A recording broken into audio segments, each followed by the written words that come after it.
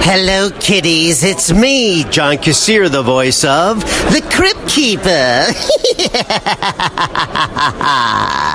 You're listening to Drop the Mic.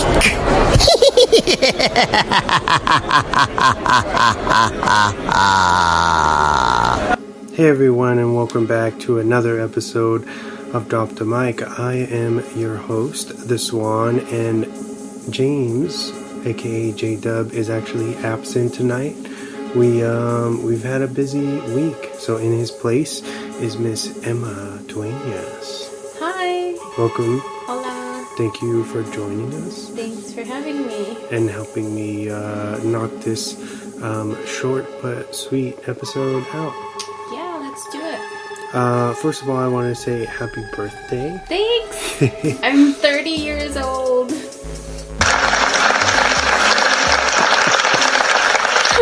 Oh my gosh. No, but seriously, happy birthday. Oh, thank you. And then I also wanted to say congrats to two of our closest friends are actually getting hitched this weekend. Woo! Annie and Tim. What So more of that. Shout out to them. Wonderful people. But so with James's absence, we still gotta do some news. So this episode's gonna be a little bit different. We won't have a main focus since we had the Evil Dead event this week. That really kind of killed any kind of scheduling stuff. So, but that was worth it. So yes. it was something else.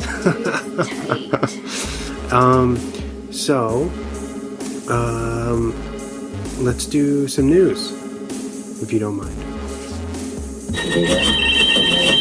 And now for a special news report, brought to you by Drop the Mic. Alright, so the Glass trailer, or the second Glass trailer actually dropped this week. Do you have any thoughts on that? No, because I didn't. You didn't watch it yet? Even though you did tell me about it. Well, I've always said I try to stay away from a lot of as we get closer to the release dates, they tend to reveal too much, so I try to stay away. So I actually haven't seen that either. But I like that. I like not watching too much of the trailers. Sometimes I go in with high expectations and it's like, yeah, it doesn't mean out. it doesn't. Sometimes the trailers are too good too, where they make a movie look better than it really is. So it's an odd thing that. But for anybody who's a Shyamalan fan, go check that out. In anticipation for that new film, it looks pretty badass so far. Moving on, True Detective Season 3 has finally got a release date, and it looks like we're set up for Sunday, January 13th, 2019. yeah, excited for that. Yeah, I think it's going to be good. Hopefully, I know a lot of people didn't like Season 2. No. So hopefully they set the bar a little higher this time. I know, Season 1 for me is pretty. It's some of the best television I've ever watched. So we'll see how they handle themselves this time around. Yeah, who was in that season? The first season? Matthew McConaughey And Woody Harrelson. Oh yeah, fuck yeah, they were so good. Crazy team.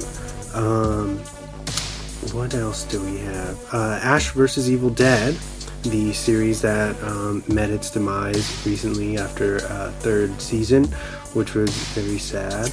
Lame. To see that it. show was so good. Yeah, Why to don't see you it. guys watch it? It was definitely a premature ending, but I mean, we were lucky to get what we got. And so apparently they're releasing the complete series. I think I had this on my news a couple weeks ago, but now there is a Best Buy exclusive version with an Ash bobblehead. So if you guys are into that, yeah, it's like a big box with the bobblehead inside, and you can pick that up October 16th. So it's in. That's next week. Mm-hmm. It's coming out pretty soon. just in time for Halloween. Yes. So if you haven't seen that show, go ahead and pick that up and binge it all, because I don't think the 3rd season's on Netflix just yet, although I'm sure they will be adding it sometime soon. I think if people watch it like from beginning to end, then they'll be like, oh, I get it even more, you know, like it would just cohesive. Yeah, like back to back, because you can knock it out probably in a couple days. it's pretty short. Seasons are pretty short. Yeah, they fly by, and plus they're so fun, you don't feel the time whatsoever. But moving into some more Evil Dead, speaking of that, since we just did the screening, the pre-order has finally hit everywhere for Evil Dead, the unrated Blu-ray, which will come with both the theatrical and unrated cuts of the film.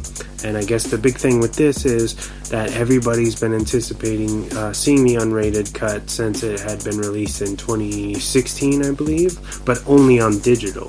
You would have to stream it digitally to see the unrated one since a few years ago. So it took them all this time to finally release it on a hard copy. So pick that up on Amazon or wherever you pre-order your stuff. Remember when Jane Levy was like, who even orders or buys Blu-rays anymore? I know, that was and like a bunch of people were like, actually I do. I have a big collection. Yeah, people still, that's cool, they still dig the hard copy. I mean, I don't know. I don't think physical copies will ever phase out. I think they just transition from one thing to the next. First VHS, they just get more expensive. DVD, yeah. And then now back to VHS. Pretty much. Yeah. I don't know. Yeah, that's a funny thing. But moving on to some more lighthearted news, Burger King has actually they brought out a scary black cherry slushie. What? Yeah. And it totally turns your mouth black. Oh, that's exactly what I was just about to ask. I was thinking about that. So if you're into Slurpees or slushies, whatever you want to call them, a frozen beverage, drop by your local Burger King and pick one up and see how that tastes. That's cool. Yeah, they're getting into the spooky vibes. Moving on, Venom has now crossed into a 200 million internationally as far as sales, and I think they were looking at a 100 million budget, so we're likely going to get a sequel, even though critics didn't really love the film, but audiences, the fans have been actually embracing it a lot more. Well, I gotta say, my parents went to see it, and they're pretty big movie buffs, and they're hard critics as well, and they liked it. My mom liked it. She said it was good. She said it was good. Nice. I heard a lot. We haven't seen the movie yet, but I heard a lot of its charm has to do, of course, with Tom Hardy. Mm-hmm. Yeah. Because we all, although he is Venom, he's Eddie Brock as well, and they said that Eddie Brock really makes the film or makes you get to the end of it. So I'm really curious to see what they mean by that and what Michelle Williams has to offer, because everyone's been kind of quiet on her role in the film. So I don't know. I was gonna point something out, but I don't know if I should now. I'll just say it. So when I was watching the trailers and she came out, like, I was looking at her hair, and I couldn't get past the hair that they put on her. So I hope when I watch the film, it doesn't look like super fake. Because it looks like she's wearing like a wig or something. Oh. Which is weird, because she has the same color hair that she has. But maybe that just is something that I thought I saw through the trailer or something. But kind of stuff like that kind of stuff bugs me when you can tell that they have like super fake hair. You know, like, come on, you can invest in good hair. I've seen it. I've seen people that have not a lot of money and they look like they have a really good wig on. That's very true. So, anyways, just had to maybe it's because she could likely be She-Venom. I have no idea. I haven't heard any spoilers. Okay, you're right. But maybe I should just go watch the movie. And that's all my news. So, do you have anything for us? I know I've left out some stuff. Shout out to James and Alyssa for helping out on my little birthday surprise thingy. Tuesday. Yeah. So this one is for them. The Aladdin teaser came out, and I am a fan as of now.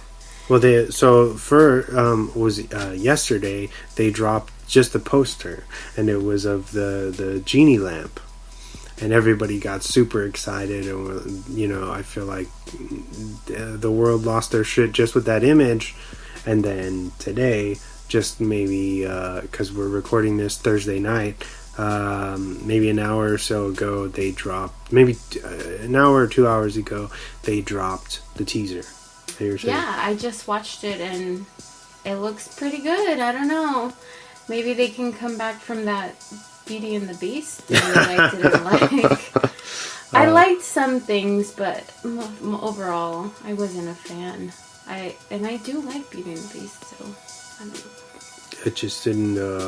Maybe it's just because I'm a guy, but it didn't translate very well to film for me. That one, Beauty and the Beast in particular. Yeah, so I'm really excited for that. It looks really good. It looks dark. Yeah, what a great idea to use that as a teaser, because that always scared me as a kid watching in the animated one. They start out with the entrance, and that guy that tries to go in there to get the treasure, and then it closes on him because he's not the right one or whatever, right? And that imagery with the panther or the tiger or whatever that animal is. I think it's a tiger? Yeah, I want to say it looks like a tiger. It's purple and very ominous. Yeah.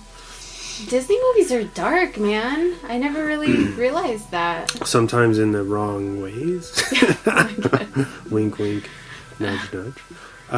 But yeah, I think it's going to be awesome. And I like how they're keeping the Will Smith stuff kind of under wraps. Yeah, hopefully they don't release too much on that. Until it's out. Yeah. But it seems like they're keeping tight lips. So until we get another update. Also, I recently saw a trailer for Pet Sematary, the remake, and like it goes with any other remake, sometimes they're not so good, although this trailer looks pretty good. Yeah, it does. I have to agree. It looks like a remake that we want, and those don't come by very often. But this one looks like, because although I love the original Pet Sematary, I feel like when you watch it, you get a sense of it feels a little dated. Yeah, definitely. In some of the cinematography, what have you. It just seems like we could update it. And this looks. Go ahead. And also because of like the baby Gage, the toddler, like I feel like they couldn't do. You can tell, they couldn't do much with him, or they did a lot with him, but I feel like now maybe there's a lot of cuts and things that they had to kind of, cut corners around. with. Yeah, exactly, yeah. But I like him. He's my favorite character aside from Zelda, the creepy sister. Which shout out to Chris. He was saying Zelda is one of the characters he's very excited to see how they interpret her in this version, and they didn't spoil that at all. So that'll be. I had just read a little thing saying that they wanted Zelda to be really like creepy and off, so they they cast a man for her part. Oh. And so that